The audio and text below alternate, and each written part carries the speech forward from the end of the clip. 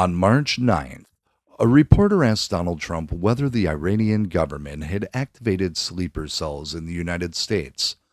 Trump said, "They've been trying for a long time, and we have been very much on top of it. We're watching every single one of them. We know a lot about them." He said something else in that answer that the mainstream press buried in the fourth paragraph if they mentioned it at all. He said the Democrat led shutdown of the Department of Homeland Security was impeding his administration's efforts to address those concerns. Now read those closed captions back slowly. While American forces are fighting and dying in Iran, while Operation Epic Fury is active, while 6 Americans have already lost their lives, while the FBI and the DHS are on a war footing tracking encrypted Iranian communications that may serve as operational triggers for assets already inside this country, the Democrats shut down the Department of Homeland Security. And the president said that shutdown is making it harder to track people who want to kill us on our own soil. ABC News reviewed a federal government alert sent to law enforcement agencies and reported that the United States has intercepted encrypted communications believed to have originated in Iran that may serve as an operational trigger for sleeper assets outside the country. Sleeper assets. That's the language of the federal government's own alert to its own law enforcement agencies. People already here, already positioned, waiting for the signal. The Iranian regime has been running assassination plots and terrorist operations on American soil for at least 46 years now. In 2024, before the war even started, a federal jury convicted an Iranian operative named Asif Reza Merchant of participating in a plot to assassinate Donald Trump. There were plots against John Bolton. There were plots against Iranian dissidents on American soil. The regime convicted last year of plotting to kill the President of the United States is the same regime whose encrypted communications are now being intercepted as a potential activation signals for the assets already positioned inside America. And tonight, I want to do something this show has been building toward across many episodes. I want to connect the dots. I want to show you that the threat that we face right now from Iran and its networks inside this country didn't arrive by accident. It arrived through a series of deliberate policy choices on the border, on vetting, on law enforcement, on our schools, on our families, on the rights that are the last line of defense for every American citizen when the government cannot or will not protect them. And I want to show you that every single right that stands between us and the worst possible outcome of this moment is a right the left has been working on to take away. Courage, compassion, faith, freedom, truth. Welcome to Courage in the Darkness with your host, Philip Roberts. It's time to awaken America.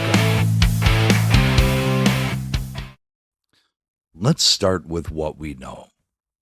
Documented and on the record, because the foundation of everything that follows has to be facts that can't be argued away.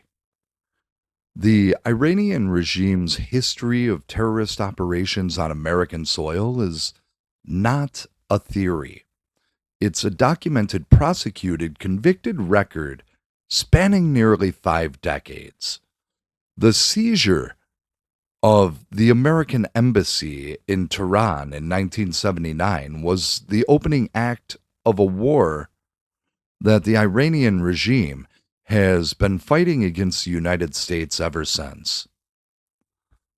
It's a war that America kept trying to end through diplomacy, while Iran kept prosecuting through terrorism, proxy warfare, and assassination plots. Hezbollah, the Iranian proxy force that killed 241 American Marines in 1983, the Beirut barracks bombing. Iranian proxies killed American soldiers in Iraq and Syria across multiple administrations. The IRGC's Qud force, commanded by Qasem Soleimani until his killing in 2020, ran external operations targeting Americans on multiple continents for decades. This ain't ancient history. This is the operational record of the regime whose encrypted communications are now being intercepted as potential activation signals for people already inside the United States. In 2024, the Trump assassination plot convicted Asif Raza Merchant. That's particularly significant because of its timing. That plot was planned and prosecuted before Operation Epic Fury began. Before the war, the regime was already running active assassination operations on American soil against the sitting president of the United States, while Biden administration was still trying to negotiate a return to the nuclear deal. That is the adversary that we're dealing with. It's not a government that responds to military action with military action and then negotiates. A government that runs assassination plots against American political leaders as a standing operational posture, wartime or not. Now, let's add in the border. Between January 2021 and January of 2025, the Biden administration oversaw the entry of an estimated 8 to 10 million people in the United States through a combination of legal ports of entry and humanitarian parole programs and illegal crossings. The vetting infrastructure that exists to screen those entries, the databases, the intelligence sharing, the background check systems, was overwhelmed by the volume. Not broken by malice in every case, though policy choices contributed significantly to the breakdown. Overwhelmed by sheer numbers that the system was never designed to process at that scale and speed. The specific vetting failure that matters most for the Iranian threat is ideological screening. The United States intelligence community has known for decades that Iran's external operations don't rely exclusively on Iranian nationals. They rely on The network of ideological aligned assets recruited across multiple nationalities, ethnicities, and immigration pathways.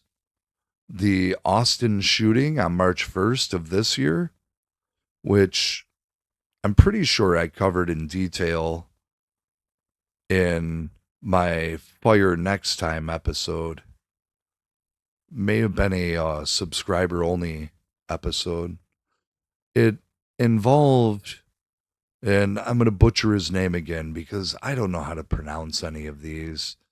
Ndiaga Diagna. Anyway, a naturalized citizen who arrived on a tourist visa in 2000. And he received citizenship in 2013. He was wearing an Iranian flag undershirt and a hoodie that said Property of Allah when he opened fire on a bar on 6th Street, killing 3 people and wounding 14. The FBI's Joint Terrorism Task Force confirmed publicly that they were investigating a potential terrorism nexus. This wasn't an Iranian national who crossed the southern border last year. This was a man who had been inside the United States for 25 years. He became a citizen through the legal naturalization process and was apparently radicalized to the point of conducting what looks like a terror attack while displaying Iranian regime symbols.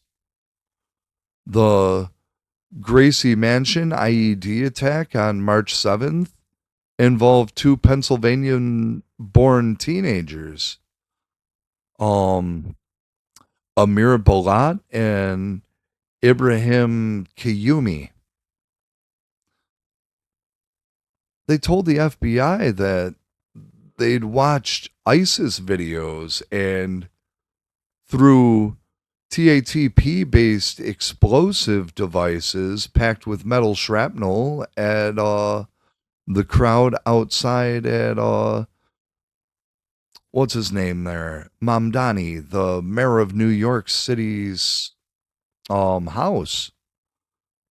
They were born in Pennsylvania, radicalized by online content, activated by whatever combination of ideology, grievance, and operational instruction produced the decision to build and throw bombs at American civilians.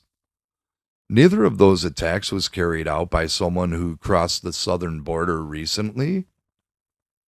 But here's what the border matters for. The scale of unvetted entry over the past 4 years means that among the millions of people who came through, some of them are from countries and through networks with documented connections to Iranian proxy operations and Islamist radicalization infrastructure. The intelligence community doesn't have a complete picture of who's here, what their connections are, and whether they're among the sleeper assets the intercepted Iranian communications are designed to activate. That uncertainty is not a minor administrative gap. It's a national security crisis created by deliberate policy choices that the Biden administration made and the Democratic Party defended at every step. Trump said the Democrat-led DHS shutdown is impeding the administration's ability to track these threats. The DHS shutdown primarily affected FEMA, TSA, and Customs and Border Protection. The agencies most directly responsible for the border infrastructure that screens entries and transportation security infrastructure that monitors domestic movement. Cutting those agencies during a period of active war with Iran and credible intelligence about activated sleeper assets is not a budget dispute. It's a choice. The Democrats made it. They own the consequences. The FBI has no comment on Trump's sleeper cell remarks, per their statement to the USA Today. THS didn't respond to press inquiries.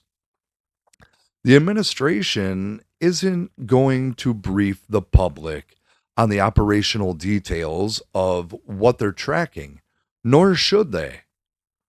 As this show argued in my Iran War Powers episode, publicizing operational security details during active conflict serves the adversary and not the public. What the public is entitled to know is that the threat is real. The president has confirmed it. The intelligence intercepts support it. And the Democrats have spent 4 years building the conditions that make it as dangerous as it is. I want you to hold in your mind everything from part 1 of what I talked about. The sleeper assets, the intercepted communications, the 46-year record of Iranian operations on American soil, the vetting gaps created by 4 years of open border policy. And I want you to ask yourself one question. If the government's ability to protect you from an activated threat inside your own community is imperfect, incomplete, or temporarily compromised by a Democrat engineered funding shutdown, what's left between you and whatever walks through the door? The Second Amendment, the right of the people to keep and bear arms, which shall not be infringed. That sentence, that right, the one the founders placed second in the Bill of Rights, right after free speech and before everything else, because they understood that an armed citizenry is the foundational guarantee of every other right on the list. You can silence speech by force. You can dissolve assemblies by force. You can ignore petitions. But an armed population retains the physical capacity to resist tyranny and to defend itself when the institutions designed to protect it fail or are prevented from functioning. America is the most heavily armed civilian population in the world. There are more guns in private hands in this country than there are people. That fact makes the American left physically uncomfortable in a way that reveals exactly what they fear. Not gun violence, which they claim is their concern, but the distributed, decentralized, ungovernable defense capability of a free people who have not surrendered their ability to resist. An unarmed population is manageable. An armed population is not. That distinction is why the Second Amendment exists and why its enemies are so persistent in their efforts to erode it. The Democrats have fought the Second Amendment on every available front. Red flag laws that allow the government to confiscate a citizen's firearms based on a complaint before any adjudication of wrongdoing. due process suspended for the specific right the founders considered foundational. Universal background check proposals designed less to screen dangerous individuals than to build the federal database of gun ownership that is the prerequisite for any future confiscation program. Bans on so-called assault weapons, a term with no precise legal or mechanical definition, designed to target the class of firearms that are most militarily relevant for exactly the scenario that we're discussing right now. Magazine capacity restrictions, storage requirement designed to make defense use impractical, death by 1,000 regulatory cuts. Each one presented as a reasonable common sense measure. Each one a step toward the disarmed population that the progressive project requires. During the China virus lockdowns, Democrat governors in multiple states declared gun stores non-essential businesses and ordered them closed, while simultaneously releasing prisoners from jails to reduce China virus exposure risk.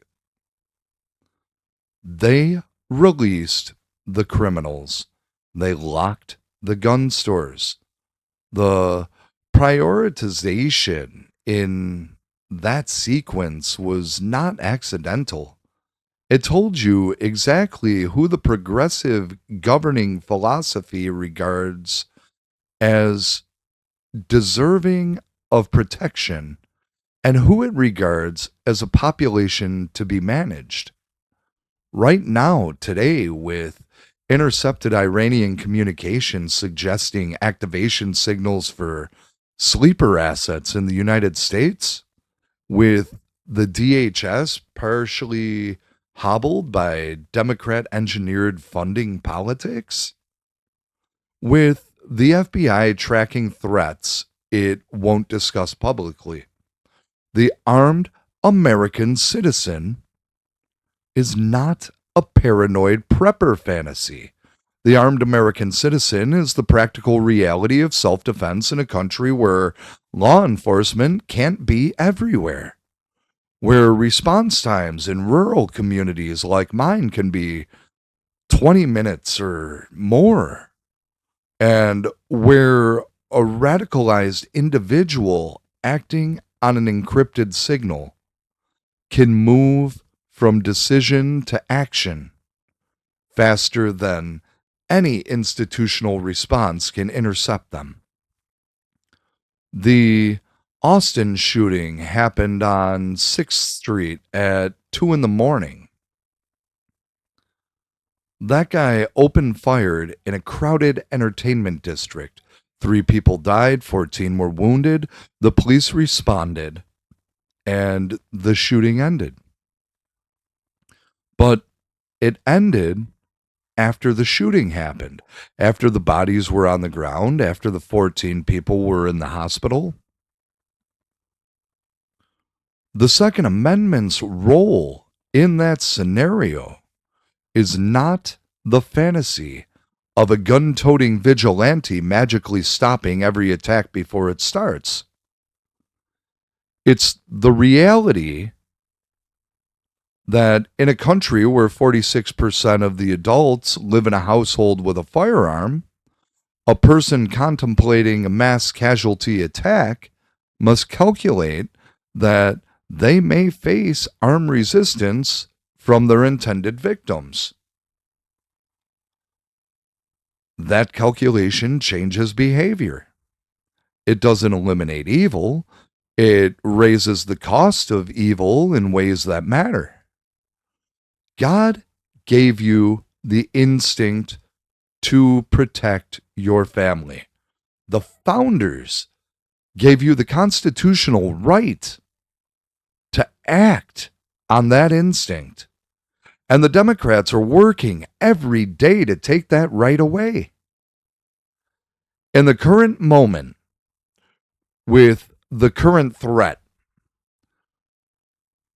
that effort is not a policy disagreement. It's a betrayal of every American family that's supposed to be defended by the institutions those same Democrats are undermining. The open border was not an oversight. It was a policy implemented deliberately, defended aggressively, sustained for 4 years against legal challenges, congressional opposition, and the documented evidence of its consequences. The people who built it knew what they were building. The question this episode asks is why? Start with the numbers, because the numbers are the argument. In the 4 years of the Biden administration, Border Patrol recorded more than 8 million encounters at the southern border. That figure doesn't include the estimated 600,000 or more gotaways, people who crossed without being encountered at all, and whose identities, nationalities, and intentions are entirely unknown to any federal agency. The vetting systems that exist to screen legal entries were not designed for that volume, and were further compromised by policy decisions that prioritized processing speed over screening rigor.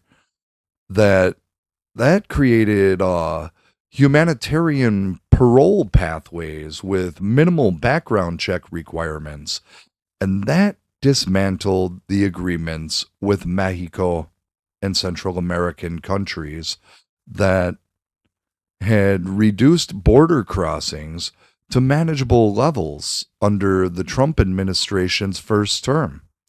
The specific vetting failure that matters for the Iranian threat picture is the collapse of ideological and national security screening. The visa vetting system, the asylum screening system, and the naturalization process all contain national security checkpoints designed to identify individuals with connections to terrorist organizations, foreign intelligence services, and hostile foreign governments. Those checkpoints work reasonably well when the volumes of applications is manageable and the intelligence databases they check against are current and comprehensive. When the volume becomes 8 million encounters in 4 years, when processing targets are set by political pressure rather than security capacity, and when the intelligence sharing infrastructure between DHS, the FBI, and the intelligence community is strained by the same political dynamics that produced the open border policy in the first place, the checkpoints become unreliable. The Iranian threat picture specifically requires thinking about ideological radicalization networks rather than just Iranian nationals. Iran's external operations have historically used a global network of ideological aligned assets. People recruited through mosques, through online radicalization pipelines, through community networks associated with Iranian proxy organizations who hold citizenship or legal status in Western countries and can therefore travel, operate, and position themselves without triggering the national security flags that Iranian nationals would trigger. The Austin shooter was a Senegalese born American citizen. The Gracie Mansion attackers were Pennsylvanian born teenagers. Neither entered the country recently. Both were apparently radicalized through ideological networks that exist inside the United States. Networks whose reach into immigrant communities and online spaces expanded during the same period that the border was open and the vetting infrastructure was overwhelmed. The Democrat policy response to every piece of this evidence has been the same: deny the connection, attack the messenger, call the concern racist, and continue the policy. When Republican governors abused migrants to Democrat-run cities to make the consequences of the open border visible to the political class that was insulated from those consequences, Democrat mayors declared emergencies and demanded federal money while continuing to oppose border enforcement. When the Trump administration moved to reinstate immigration enforcement after taking office, Democrats at every level of government, through sanctuary city policies, through state laws prohibiting law enforcement cooperation with ICE, through the green light law in New York that prohibited sharing DMV data with federal immigration authorities, built a legal and administrative wall between federal enforcement and the information it needed to identify and remove people who shouldn't be here. The show covered the New York green light law and my Albany's War on New York episode. The year before that law took effect, ICE had used New York DMV data to arrest 149 child predators, rescue 105 human trafficking victims, arrest 230 gang members, and seize more than 6,400 pounds of narcotics. After the green light law passed, that information flow was cut off. The same Democrat legislature that cut off ICE's access to child predator and trafficking victim data is the same political movement that shut down the Department of Homeland Security, while Iranian sleeper assets are potentially being activated inside the country. The pattern is consistent enough that it demands an explanation beyond incompetence. The explanation this show offers is not that every Democrat politician consciously wants Americans to be killed by Iranian sleeper cells. The explanation is that the progressive political project has been so thoroughly captured by an ideology that views American sovereignty, American borders, American law enforcement, and the American military power as primary threats to global justice that its practitioners have built a policy architecture that systematically undermines every institutional capacity that stands between the American people and the enemies of this country. And they've done it so consistently, predictably, and without meaningful accountability for the consequences. The outcome is indistinguishable from deliberate sabotage, whether it's driven by ideology, by foreign influence, by political calculation, or by some combination of all three, is a question that history will answer. What is not a question is the outcome. 6 Americans are dead in Iran. 3 Americans are dead on 6th Street in Austin. The DHS is hobbled. The border was open for 4 years.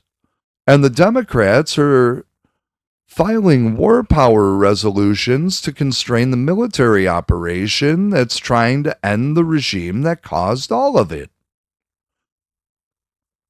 Now I'm going to connect two things that the mainstream press threats or treats as entirely separate stories. The progressive agenda against the American family, against parental rights, against the biological reality of sex, against the traditional formation of boys into men, and the national security crisis we're living through right now. They're not separate stories. They're the same story told from different angles. Start with what happened to gender medicine. For decades, the Diagnostic and Statistical Manual of Mental Disorders, the DSM, the authoritative reference of the American psychiatric profession, classified gender identity disorder as a diagnosable mental health condition. That classification reflected clinical reality. A small number of people experience significant, persistent distress about the relationship between their biological sex and their sense of self. And that distress is real, requires professional treatment, and has documented psychological roots that respond to proper therapeutic intervention.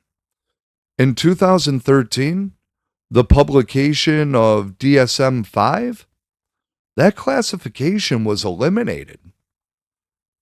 Gender identity disorder was replaced with gender dysphoria, a change that shifted the clinical frame from the identity confusion itself to only the distress some people experience as a result.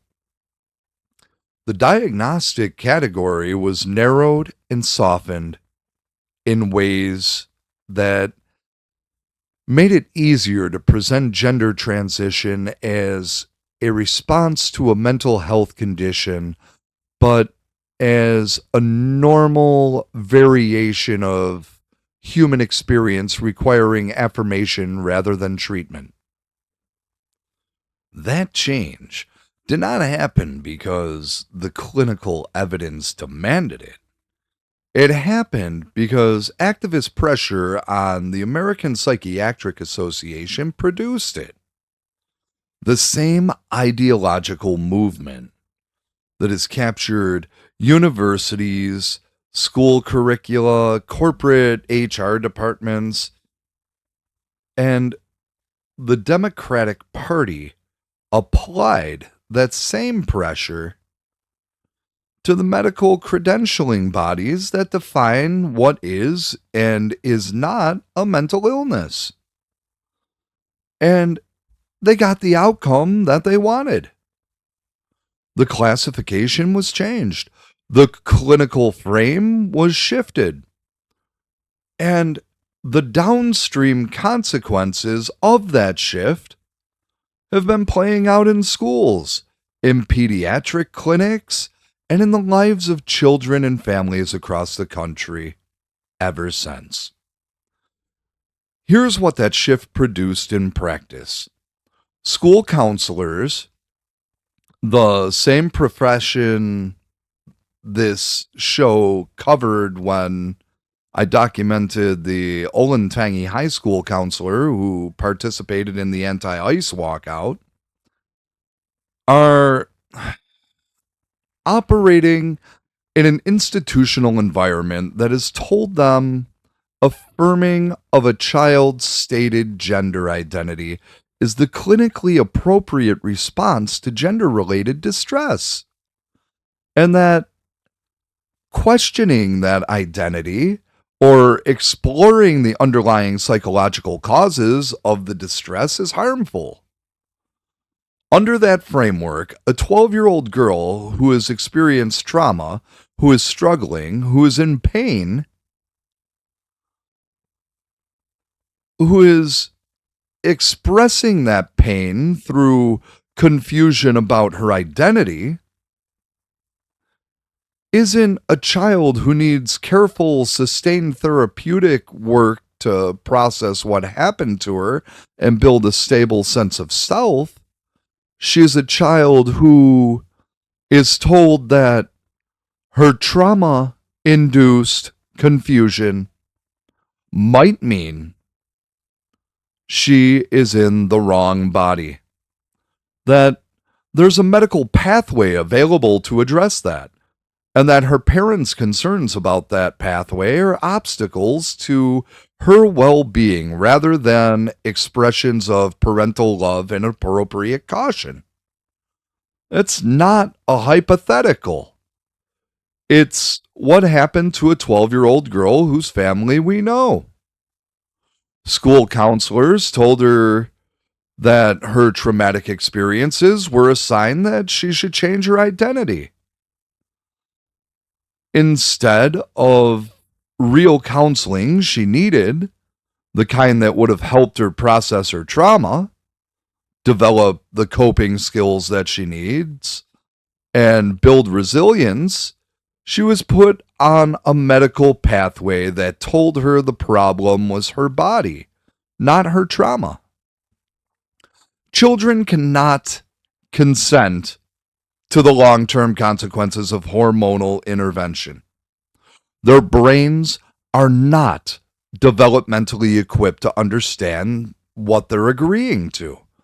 And the adults who should be protecting them, parents, counselors, physicians operating within an ethical framework, have been systematically disempowered by an ideology that treats parental authority as a threat to the child rather than the child's primary protection. The Democrats have fought every legislative attempt to restore parental rights in this area. They've opposed bills requiring parental notification when schools affirm a child's gender identity change. They have opposed bills restricting hormonal interventions for minors. They've called every such bill an attack on transgender children, using the children as a shield for a medical and ideological project that the children themselves can't evaluate and from which many of them will spend the rest of their lives recovering. Now connect this to the national security picture. A civilization defends itself through the strength of its men and the stability of its families. That's not a conservative talking point. It's the historical record of every civilization that's ever survived an external threat. Strong men, formed in faith and in the knowledge of what they are and what they're called to defend. are the human infrastructure of national security. The family, father, mother, children raised in a stable home with a clear understanding of their identity and their obligations, is the foundational unit of the society those men are defending. The Progressive Project has been attacking both for decades.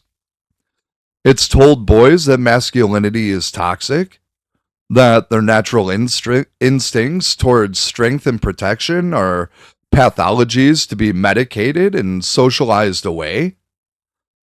It's told girls that their bodies are changeable and their identities are fluid. It's told children that their parents cannot be trusted and that the school and the state know better.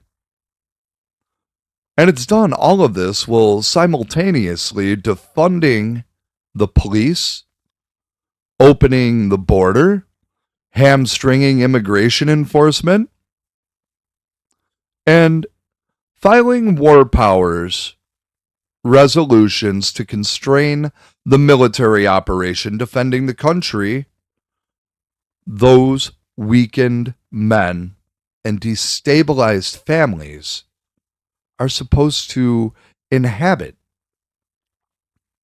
God created man and woman. He created them with different natures, different strengths, different roles in the architecture of a family and a civilization. You can be gay. You can be bisexual.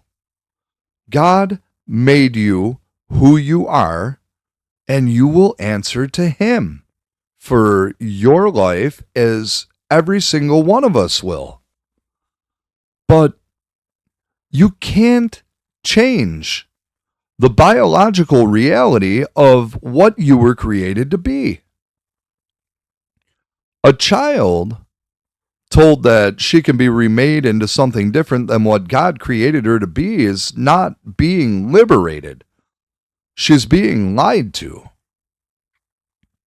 And that lie is doing the work of every enemy this country has ever faced.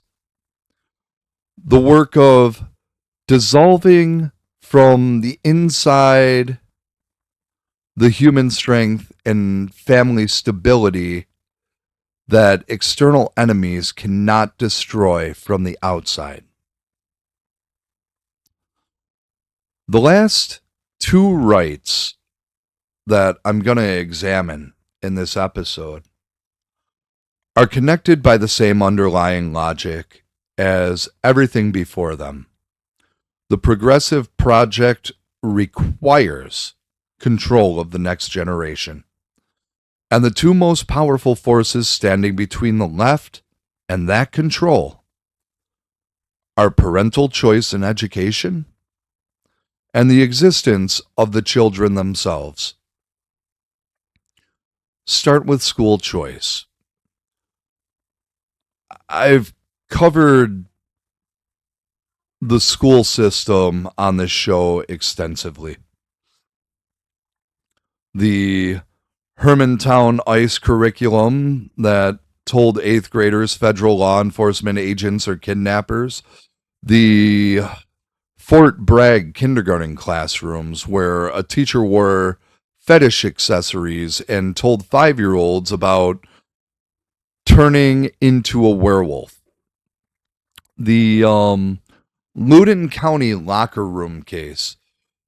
The Utah compelled speech bill, the Ohio counselor at the anti-ICE walkout. Every one of those stories came from the same institutional environment, the public school system as it currently operates in the majority of American jurisdictions. Captured by a teaching culture and an administrative framework that has redefined the purpose of education from the formation of minds and the transmission of knowledge to the ideological reshaping of children's identities, beliefs, and political commitments. School choice is the mechanism by which parents can remove their children from that environment without surrendering the public funding that is supposed to serve those children's education.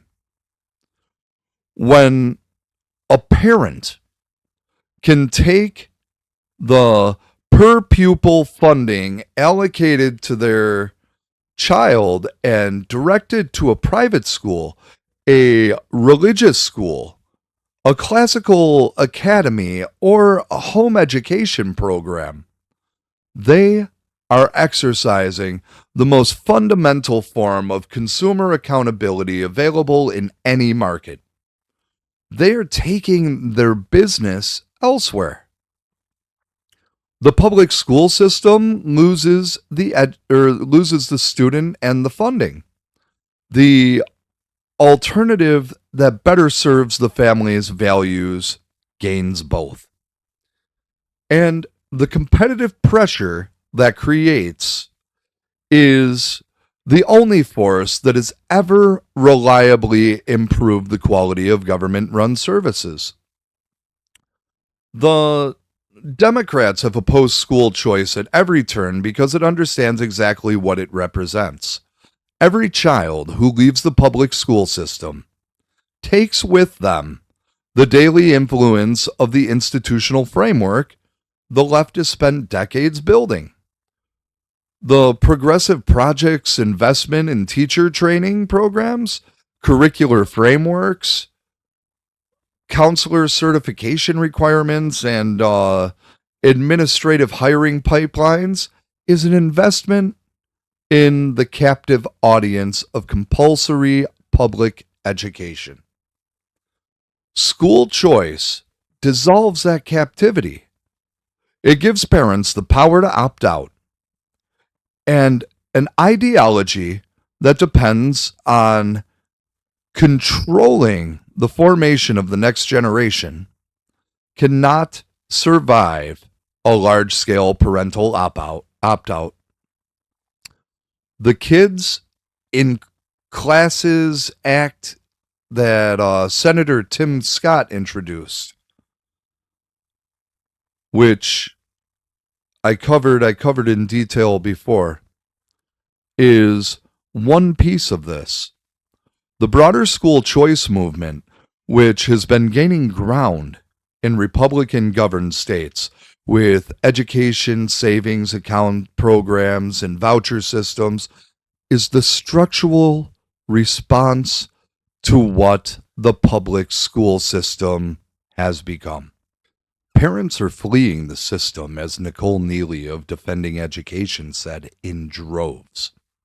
They're making the rational calculation that the institution designed to educate their children has been converted into an instrument for reshaping those children in ways the parents would never choose if they had any choice.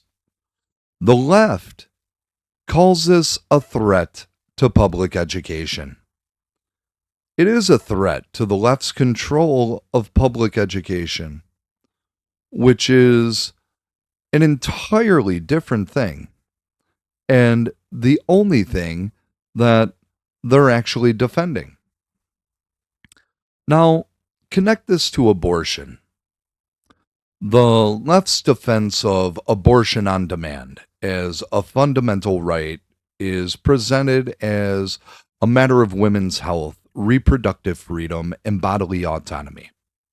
This show does not accept that framing because it's built on a premise that the science does not support and that faith flatly rejects. Life begins at conception. That's not a religious assertion imposed on secular medicine. It's the biological reality that every embryology textbook affirms and that every honest physician knows. The entity formed at conception is a human life. Ending it is ending a human life. The question of whether that ending is justified under any circumstance, is a question that reasonable people of faith and philosophy have debated. But the question of what is being ended is not genuinely contested by anyone who is being honest with the science. Since Roe versus Wade was decided in 1973, more than 63 million abortions have been performed in the United States. 63 million human lives ended. The left calls this healthcare. The left calls the people who oppose it extremists. The left has fought every restriction, every waiting period, every parental notification requirement, every informed consent law, every heartbeat bill as an attack on women's rights. And simultaneously,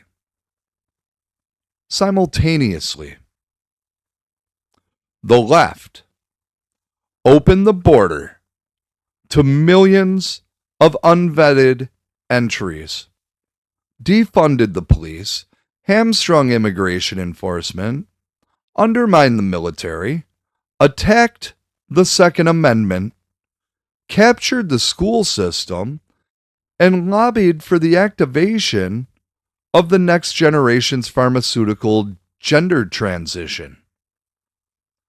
Every arrow points in the same direction.